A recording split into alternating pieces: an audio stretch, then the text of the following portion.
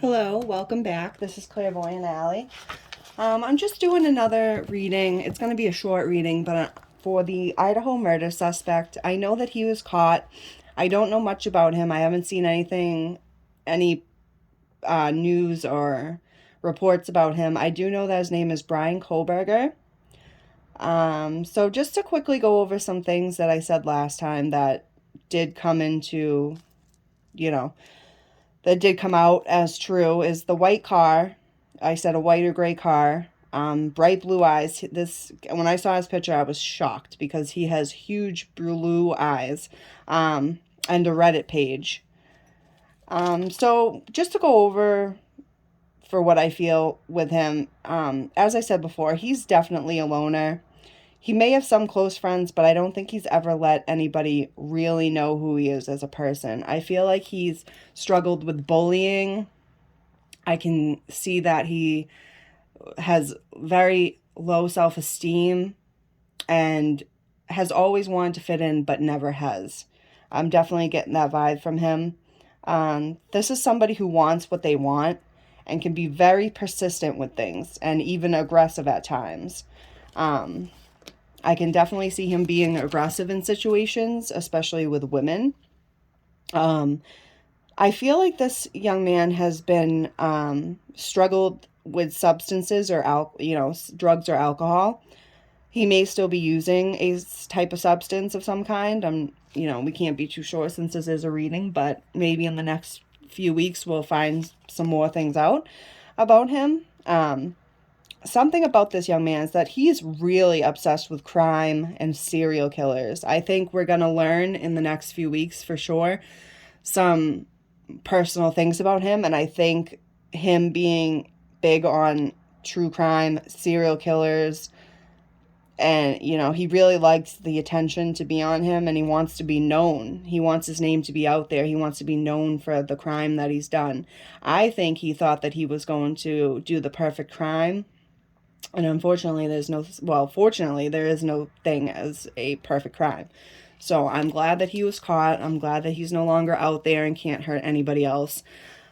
My last reading, I said that I don't think he's hurt people like the way that, hasn't killed anybody before, but I do feel like he's hurt animals or, he's definitely had some domestic violence, I feel, against women or something like that.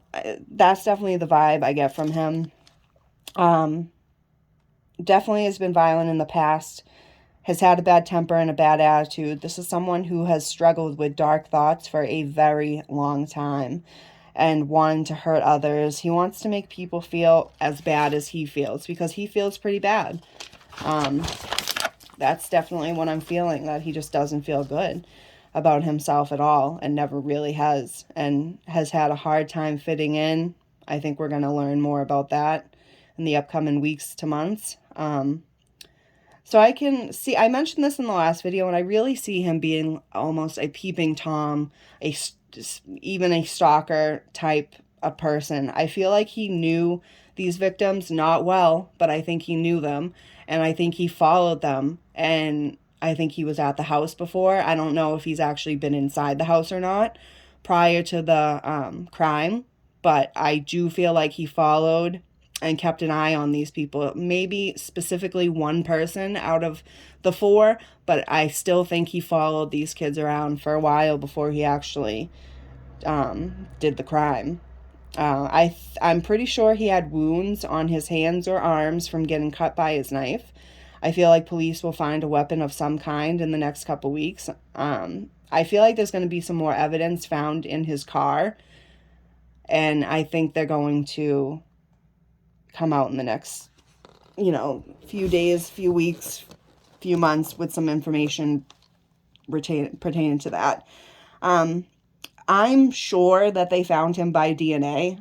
I feel 100% that he left DNA behind for them to process, and that's how they caught him.